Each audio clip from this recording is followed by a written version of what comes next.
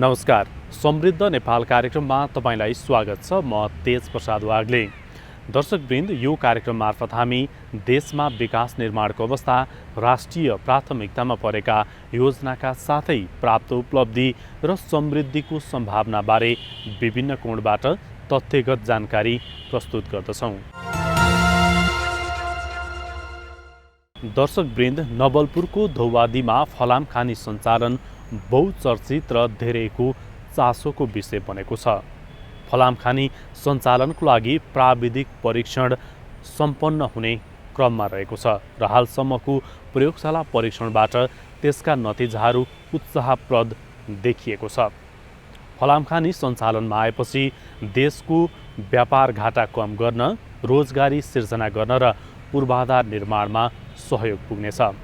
धौवादीमा फलाम खानी सञ्चालनको तयारीबारे आजको श्रृङ्खलामा हामीले चर्चा गर्नेछौँ। यसका साथै सरकारले देशका विभिन्न सहरहरूको भौगर्भिक तथा वातावरणीय अध्ययन गरेको छ। कुनै पनि सहर स्थापना गर्नको लागि, सहरको विकास गर्नको लागि भौगर्भिक र वातावरणीय महत्त्वको बारेमा पनि आजको श्रृङ्खलामा हामीले चर्चा गर्नेछौँ। नवलपुरको धौवादी फलाम खानीबाट औद्योगिक रूपमा फलाम उत्पादन गरिनेछ। यो खानीबाट फलामको उत्पादनबारे चीनमा भएको परीक्षणले फलाम उत्पादन गर्न सकिने प्रमाणित भएको थियो। पूर्व पश्चिम राजमार्गको काउसतीदेखि करिब 20 किलोमिटर उत्तरको दूरीमा रहेको गण्डकी प्रदेशको नवलपुर जिल्ला होप्सेकोट गाउँपालिका अन्तर्गतको पश्चिममा नाम्जाकोटदेखि पूर्वमा धौवादी क्षेत्रसम्म करिब 160 वर्ग किलोमिटर क्षेत्रमा फैलिएको 10 किलोमिटर लम्बाई 25देखि 30 मिटर मोटाइ भएको फलाम खानीको भण्डार अन्वेषणमा भेटिएको हो। यसअघि नै यो क्षेत्रमा विस्तृत भौगर्भिक अध्ययन र भौगर्भिक सर्वे सम्पन्न भइसकेको छ। अध्ययनबाट यो क्षेत्रमा 20 करोड मेट्रिक टन फलाम भण्डारण रहेको बताइएको छ। यहाँबाट दैनिक 800 देखि 1200 मेट्रिक टन फलाम उत्पादन गर्न सकिने अनुमान गरिएको छ। फलाम उत्पादनलाई सरकारले उच्च प्राथमिकतामा राखेको छ। अहिले फलाम तथा स्टिल उद्योगले कच्चा पदार्थ बाहिरबाट ल्याउनु पर्ने बाध्यता छ। यहाँबाट गुणस्तरीय फलाम उत्पादन हुने भएकोले आइरन तथा स्टिल उद्योगले बाहिरबाट कच्चा पदार्थ ल्याउनु पर्ने बाध्यता अन्त्य हुनेछ। सम्भाव्यता अध्ययन र भण्डार प्रमाणीकरणको थप प्रक्रिया अगाडि बढाउने सरकारको तयारी छ। कारखानाको क्षमता, लगानी, एक दिनमा कतिसम्म उत्पादन गर्ने र कति वर्षसम्म उत्पादन गर्न सकिन्छ भन्ने कुरा यसपछि सम्भाव्यता अध्ययनबाट तय गरिनेछ। सम्भाव्यता अध्ययनपछि वातावरणीय मूल्याङ्कन, जग्गा अधिग्रहण गर्नुका साथै पूर्वाधार निर्माण सुरु हुनेछ। उद्योग स्थापनाको लागि आवश्यक जग्गा प्राप्ति, खानी पहुँच मार्ग निर्माण, विद्युतीय प्रसारण लाइन विस्तार कार्य अघि बढिसकेको छ। फलामजन्य वस्तुहरू उत्पादन गर्ने उद्देश्यले चाहिँ स्थापना भएको हो। अहिले चाहिँ हाम्रो चाहिँ यो त्यहाँ भएको खनिज पदार्थको खोजलास मार्फत यसको चाहिँ रिसोर्स इभ्यालुएसन हुने काम चाहिँ अन्तिम चरणमा पुगेको छ। यो हुप्सेकोट नवलपुरको पूर्वी नवलपरासीको हुप्सेकोट गाउँपालिकामा यो खानी पर्छ र यो डन्डा र यो उसबाट चाहिँ एबाउट करिब 15 किलोमिटर उत्तरतर्फ छ। यो पहिला हाम्रो यो कम्पनी गठन हुनुभन्दा खानी विभागले करिब 100 मिटर जति ड्रिलिङ कार्य गरेको थियो र केही भौगोलिक नक्साङ्कनहरू र केही अब त्यहाँका च्यानल चिप स्याम्पलहरू परीक्षण गरेको थियो होइन। त्यस पछाडि त्यो अलि चाहिँ उत्साहप्रदक अब नतिजा आए पछाडि त्यसलाई अलग्गै एउटा आयोजना, एउटा कम्पनीको रूपमा चाहिँ गठन गरियो। त्यस पछाडि धौवादी फलाम कम्पनीले त्यहाँ अहिले चाहिँ 1300 मिटर तल भूमिगत चाहिँ ड्रिलिङ कार्य भइरहेछ। त्यो अन्तिम चरणमा छ। त्यसको नतिजा पनि उत्साहप्रदक छ र अरू चाहिँ हामीले त्यहाँको भौगोलिक नक्साङ्कनदेखि लिएर त्यो फलामका ब्यान्डहरूलाई नक्साङ्कन, क्याडेस्ट्रल म्यापिङ भन्छ, त्यो कार्य सम्पन्न भएको छ। अब सबै भइसके पछाडि अब हामी यसको लागि फिजिबिलिटीलाई अन्तर्राष्ट्रिय बोलपत्र आह्वान गरिरहेछौँ यसको, र केही प्यारलल यसको समानान्तर रूपमा चाहिँ जिटिजीकोबाट पनि अगाडि बढिरहेछ। भविष्य के अब हामी मार्केट स्टडी पनि गर्दैछौँ होइन, के मात्रामा यसले चाहिँ हाम्रो व्यापार घाटालाई प्रतिस्थापन गर्छ, रोजगारी सिर्जना गर्छ अनि यो यसमा भएका चिजहरू हाम्रो त्यो सह-उत्पादकको भन्छ बाई प्रडक्टहरू पनि निर्माणमुखी खनिजमा प्रयोग हुन्छ, जसले गर्दा हाम्रो त्यहाँ नजिक भएका कुनै पूर्वाधारहरू ठुल्ठुलो आयोजनाहरूको लागत अनुमान समेत यसले चाहिँ इम्प्याक्ट पार्छ, घट्छ। जै फर इक्जाम्पल एयरपोर्ट बन्नु पऱ्यो, बुटोलदेखि नारायणगढ सडक खण्ड छ, त्यसलाई त्यो हाम्रो बाई प्रडक्ट कन्स्ट्रक्सन मेटेरियलहरू पनि एकदमै गुणस्तरीय छ हाम्रो, र त्यसले चाहिँ त्यसका अब लागत अनुमान ठुल्ठुला मेगा प्रोजेक्टहरूको लागत अनुमानमा पनि यसले इम्प्याक्ट पर्छ। त्यसमा हाम्रो निर्माणमुखी खनिजहरू पनि यसको बाई प्रडक्ट छ यसमा। त्यही भएर यसले चाहिँ अब फेरि नेपालको मध्यबिन्दुमा पर्छ र यसले मार्केटको लागि पनि पूर्व र पश्चिमको लागि ठ्याक्कै मध्यबिन्दुमा पर्छ हाम्रो। मध्यबिन्दुबाट 15 किलोमिटर चुरे सिद्धिने बित्तिकै यो खानी पर्छ हाम्रो, होइन। अनि त्यसकारण यसले चाहिँ मार्केटको लागि पनि सजिलो छ हाम्रो, इन्डियाबाट पनि नजिक छ। अब व्यापार हिसाबले पनि अब मिड पोइन्ट हुनाले त तपाईँको एकदमै सहज हुने भयो हामीलाई। र अब जिरो स्ट्राटेजी मोडल छ अहिलेको हामीले बनाएको यो चाहिँ हाम्रो म्यानेजमेन्ट टिमले माइनलाई, र हामीले चाहिँ अहिलेको प्रोस्पेक्टिङ यसको माइनिङको इभ्यालुएसन काम लगभग अन्तिम चरणमा छ। यसको खोज तलासबाट यो खनिजको मूल्याङ्कन हुने अन्तिम चरणमा छ। यो डाटालाई चाहिँ फिजिबिलिटीले अध्ययन गर्नुहुन्छ, त्यस पछाडि धेरै कुराहरू फिजिबिलिटी आउँछ। खानी भण्डारण प्रमाणीकरणको लागि आवश्यक 1300 मिटर ड्रिलिङ कार्यमध्ये 1033 मिटर ड्रिलिङ कार्य सम्पन्न भइसक्यो, र ड्रिलिङबाट प्राप्त नमुना रासायनिक र जियोटेक्निकल परीक्षण भइरहेको छ। अन्वेषणात्मक ड्रिलिङ कार्यबाट सङ्कलित खनिज नमुनाको रासायनिक परीक्षण कार्य भइरहेको छ। विगतका आर्थिक र हालको आर्थिक वर्षहरूको भौगोलिक अन्वेषण कार्यबाट सङ्कलित 650 खनिज नमुना रासायनिक परीक्षण कार्य सम्पन्न भइसकेको छ। खानी क्षेत्रको 1:1000 स्केलको 1291.82 हेक्टरमा भौगोलिक नक्साङ्कन तयार गरेको र बाँकी क्षेत्रको भौगोलिक म्यापिङ कार्य भइरहेको र नयाँ ब्यान्ड ट्रेस गरिएको छ। उक्त कार्यबाट फलामको दाउ 105 मिलियन टनमा थप भई चीनको प्रयोगशालामा 1300 केजी खनिजको नमुनाबाट मेटलर्जिकल परीक्षण कार्य सम्पादन भई अन्तिम प्रतिवेदन प्राप्त भएको र सोको नतिजा उत्साहप्रदक रहेको। पाइलट टेस्टिङको लागि 5 टन खनिज नमुना म्याग्नेटिक तथा फ्लोटेसन विधिबाट क्वालिफाइड कन्सन्ट्रेट प्रशोधन सिन्टरिङ तथा विद्युतीय फर्नेसबाट फलाम मोल्टन पिग आइरन उत्पादनको सफल परीक्षण कार्य सम्पन्न भई पिग आइरनको कम्पोजिसन यकिन भएको र सो परीक्षणको अन्तिम प्रतिवेदन प्राप्त भएको छ।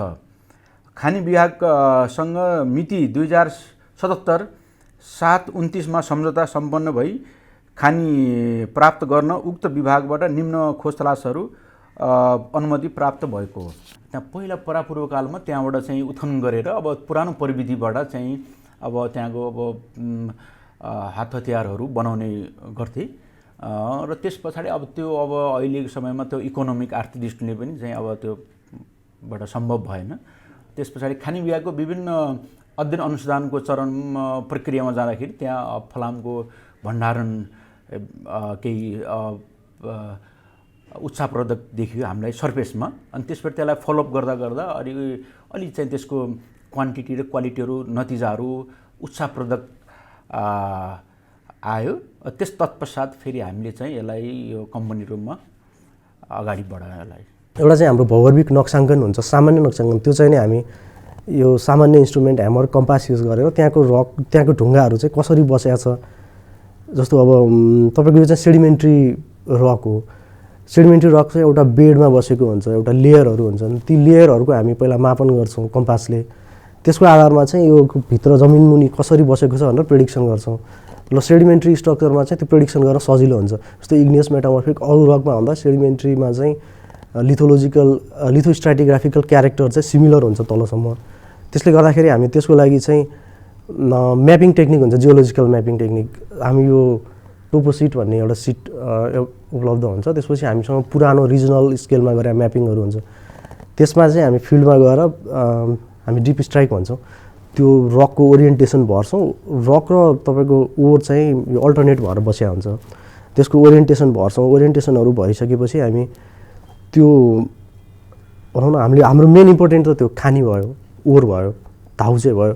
त्यो धाउ कसरी बसेको छ त्यो ठाउँमा र कति चाहिँ अमाउन्टमा हुनसक्छ भन्ने कुरा जियोलोजिकल म्यापिङबाटै पहिलो सुरुमा हामी त्यसलाई गर्न खोज्छौँ भनौँ न, एमाउन्ट यति छ भनेर निर्केल गर्न खोज्छौँ। तर त्यो चाहिँ प्राइमरी कुरा हो। त्यसले चाहिँ तपाईँको प्रेडिक्सन गरेर अब अन्य मेथड हुन्छ। त्यसपछि पहिला सुरुमा जुन म्याप बनाउँछौँ भौगोलिक नक्सा, त्यसपछि चाहिँ हामी जियोफिजिकल अथवा ड्रिलिङ, त्यसपछिको एक्सप्लोरेसनमा जान्छौँ। त्यो भइसकेपछि तपाईँको ड्रिलिङमा जाँदाखेरि चाहिँ त्यसपछिको स्टेज भनेको जियोफिजिकल स्टेज हो। जियोफिजिकल स्टेजमा चाहिँ म्याग्नेटिक अनि रेजिस्टिभिटी विभिन्न हुन्छन्। अब हामीले खानी विभागले नै पहिला पनि रेजिस्टिभिटी सर्वे चाहिँ गरिसकेको छ। त्यसबाट पनि जस्तो खानी चाहिँ जमिन मुनि 100 मिटर मुनि, 200 मिटर मुनि अथवा 500 मिटर मुनि चाहिँ हामीले सर्फेसमा एउटा देख्यौँ, तर मुनि चाहिँ कसरी बसेको छ भन्ने कुरो म्यापिङले प्रेडिक्सन गरेपछि हामी जियोफिजिक्समा गर्छौँ। त्यसबाट पनि केही हदसम्मको इन्फर्मेसन आएको छ। अब त्योभन्दा पनि एडभान्स भनेको चाहिँ ड्रिलिङ नै हो। तपाईँको ड्रिल गरेर जस्तो 300 मिटर मुनि, 400 मिटर मुनि त्यो ओरको ओरिएन्टेसन अथवा त्यो हेमाटाइट छ, हेमाटाइट चाहिँ तपाईँ कसरी बसेको छ, कति मुनिसम्म बसेको छ र जमिन मुनिमा रहेको हेमाटाइटको चाहिँ क्वालिटी कस्तो छ भन्ने कुरो त्यो ड्रिलिङ डेटाबाट आउँछ। अहिले अब त्यो ड्रिलिङको कार्य पनि अन्तिम चरणमा भइसकेको छ। भौगोलिक नक्साङ्कन गर्दाखेरि हामीले ब्लकहरू छुट्याएको छौँ।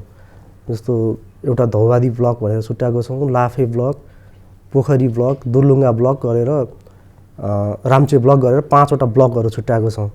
अनि ती ब्लकहरूमा ब्लकभित्रकै लागि छुट्टा छुट्टै अध्ययन पनि गर्ने र सबैलाई एउटै बनाएर पछि चाहिँ फाइनल एउटा कम्बाइन गरेर जियोलोजिकल म्याप तयार गर्ने कामको हामी अन्तिम चरणमा पुगेका छौँ अहिले। अब त्यसपछि अरू भनेको त्यहाँको अब फलामको धाउ मात्र भन्दा पनि अन्य अध्ययनहरू पनि हुन्छन् ढुङ्गाको, जस्तो तपाईँको सेडिमेन्ट्री अरू स्ट्रक्चरहरू, अरू क्यारेक्टरहरू हेर्ने, त्यहाँको चाहिँ नि बनावट कस्तो छ, स्ट्रक्चरल सेटिङ कस्तो छ, खानीको ओरको भन्ने काम अहिले हामीले गरिरहेको छौँ। र यो काम चाहिँ लगभग अन्तिम चरणमै पुगेको छ। अब त्यसै गरी परामर्शदाता मार्फत ड्रिलिङ कार्य पनि लगभग सम्पन्न हुने चरणमै पुगेको छ। यो महिनाभित्रै सम्पन्न हुन्छ। त्यसै गरी च्यानल स्याम्पलिङ गर्ने, चिप स्याम्पलिङ गर्ने कामहरू पनि लगभग अन्तिम चरणमा हाम्रो तर्फबाट भइसकेको छ। सायद सरले अघि भन्नुभयो। अब यसपछि चाहिँ हामीले अब हामीसँग जति डेटा उपलब्ध हुन्छ त्यसको आधारमा चाहिँ अब हामीले इन्टरनेसनल कन्सल्टेन्सीलाई कल गरेका छौँ बिडको लागि, परामर्शदातालाई। अब आएपछि हामीसँग भएको डेटा प्लस उहाँहरूले पनि अब आफ्नो तरिकाले त्यही अनुसारका विज्ञहरू राखेर जुन एक्सप्लोरेसन गर्नुहुन्छ त्यसबाट चाहिँ हामी फिजिबिलिटी स्टडी गर्दैछौँ। पहिलो चरणमा चाहिँ हामी सम्भाव्यता अध्ययनको चाहिँ प्रतिवेदन, उहाँहरूले खोज्ने डेटा र हामीसँग एभाइलेबल डेटा राखेर सम्भाव्यता अध्ययनको चाहिँ प्रतिवेदन तयार गर्दैछौँ। त्यस पश्चात अब डिपिआरमा जाने अथवा कस्तो स्ट्रक्चर हुन्छ, कसरी जाने भन्ने कुरा चाहिँ त्यसले नै चाहिँ निर्कुल गर्छ। अहिले फलाम भारत र चीनबाट आयात भइरहेको छ। नेपालले विभिन्न देशहरूबाट अर्बौं रुपियाँ बराबरको फलाम र स्टिल आयात गरिरहेको छ। नेपालले धेरै आयात गर्ने वस्तुहरूमा फलाम प्रमुख वस्तुहरूमा पर्दछ।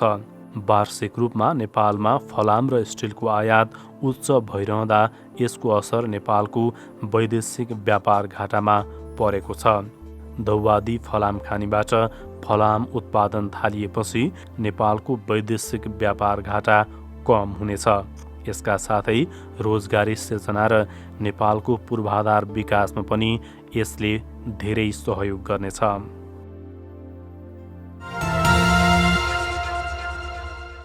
दर्शकवृन्द, सरकारले देशका विभिन्न सहरहरूको भौगर्भिक तथा वातावरणीय अध्ययन गरेको छ। हालसम्म 20 भन्दा बढी सहरहरूको भौगर्भिक अध्ययन भइसकेको छ। नयाँ सहर स्थापनाको लागि भौगर्भिक तथा वातावरणीय अध्ययनको के महत्त्व छ, यसबारे रिपोर्ट अब हामी प्रस्तुत गर्दैछौँ। खानी तथा भूगर्भ विभागले देशभरका 22 सहरको भू इन्जिनियरिङ तथा वातावरणीय अध्ययन सम्पन्न गरेको छ। विभागले देशको विभिन्न भागमा विकसित हुँदै गएका सहरको भू बनोट कस्तो छ र उक्त स्थानमा सहर बस्न उपयुक्त हुन्छ कि हुँदैन भन्ने उद्देश्यका साथ भू इन्जिनियरिङ तथा वातावरणीय अध्ययन गर्दै आएको छ।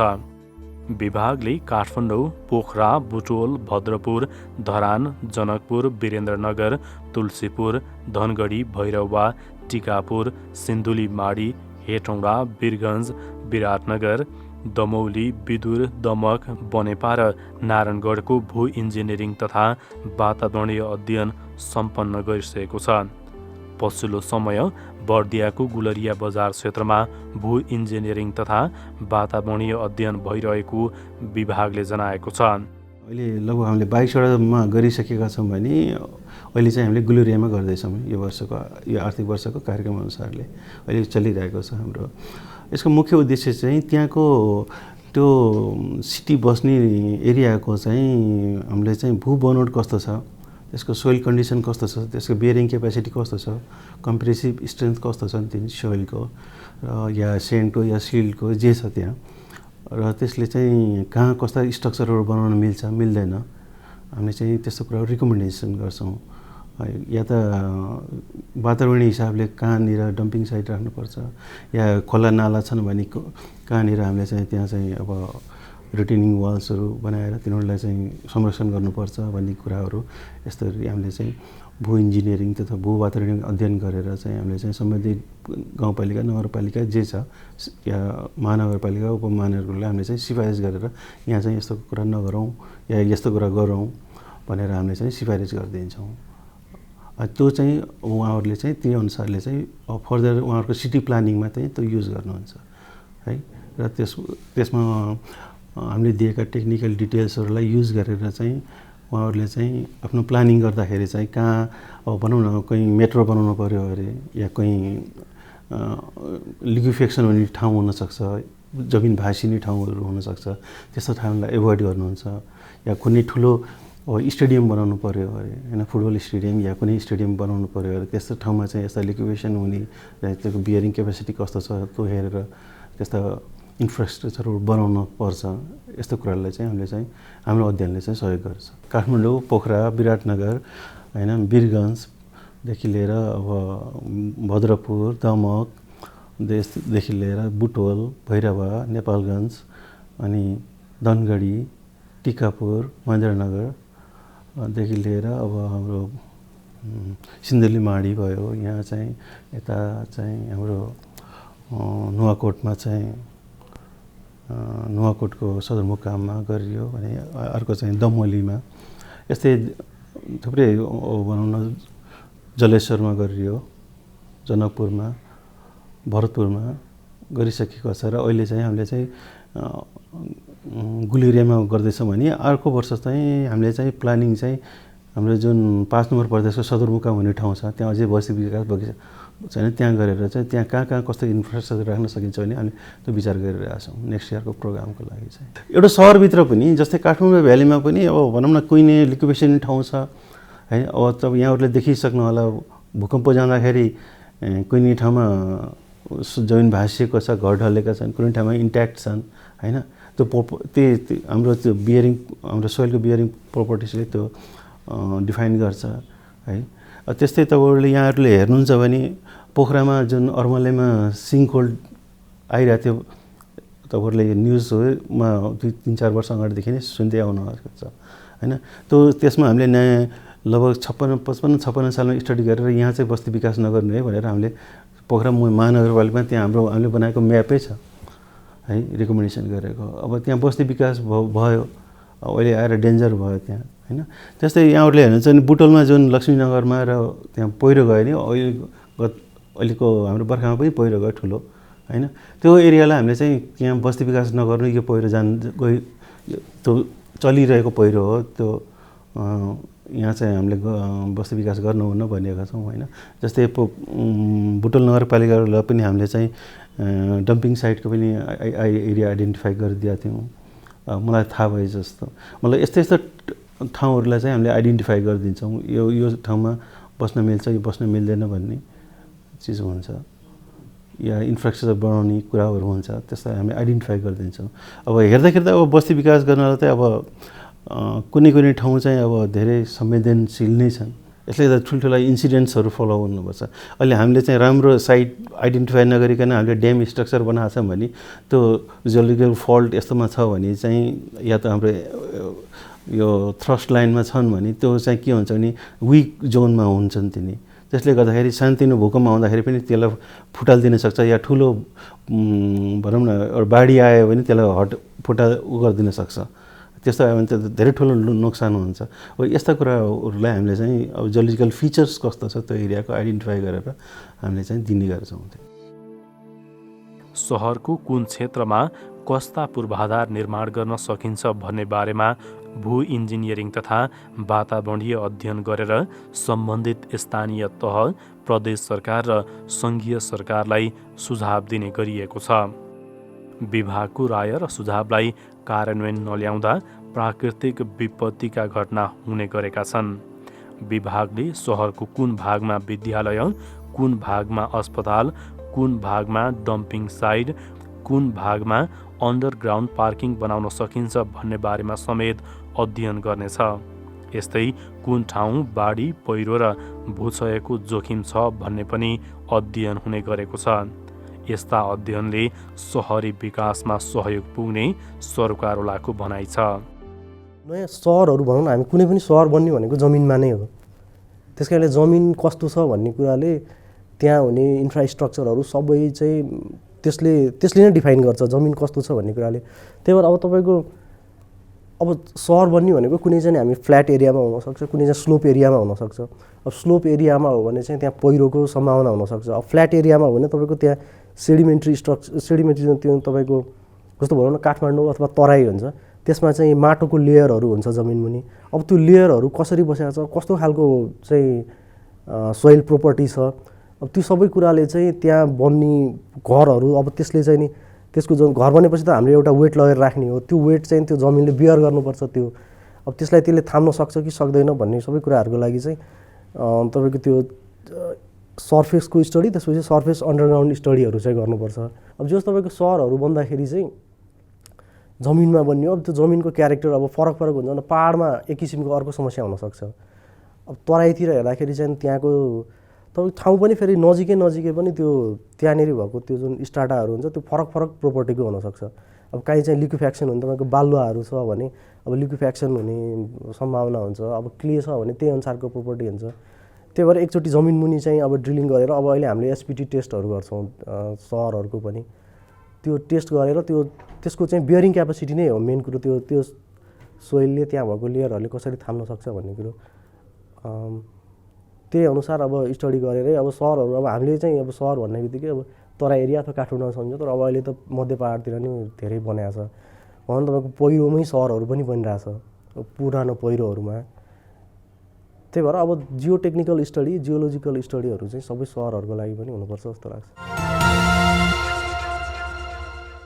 दर्शकवृन्द, नवलपुरको धौवादीमा फलाम खानी सञ्चालनमा आउने विषय बहुचर्चित र धेरैको चासोको विषय बनेको छ। फलाम खानी सञ्चालनको लागि प्राविधिक परीक्षण अन्तिम चरणमा पुगेको छ र परिणामहरू सकारात्मक आएका छन्। फलाम खानी सञ्चालनमा आएपछि देशको व्यापार घाटा कम गर्न र पूर्वाधार विकासमा सहयोग पुग्नेछ। यस विषयमा आजको श्रृङ्खलामा हामीले चर्चा गऱ्यौँ। यसका साथै देशका विभिन्न सहरहरूको भौगर्भिक तथा वातावरणीय अवस्थाबारे सरकारले गरेको अध्ययनबारे पनि आजको श्रृङ्खलामा हामीले चर्चा गऱ्यौँ। आजको लागि समृद्ध नेपाल कार्यक्रमको समय सकिएको छ। यो कार्यक्रम तपाईँ नेपाल टेलिभिजनको वेबसाइट nepaltvonline.com का साथै नेपाल टेलिभिजनको मोबाइल एप र अन्य सामाजिक सञ्जालमा पनि हेर्न सक्नुहुनेछ। आजको लागि समृद्ध नेपाल कार्यक्रमबाट हामी सबैलाई बिदा दिनुहोस्। नमस्कार।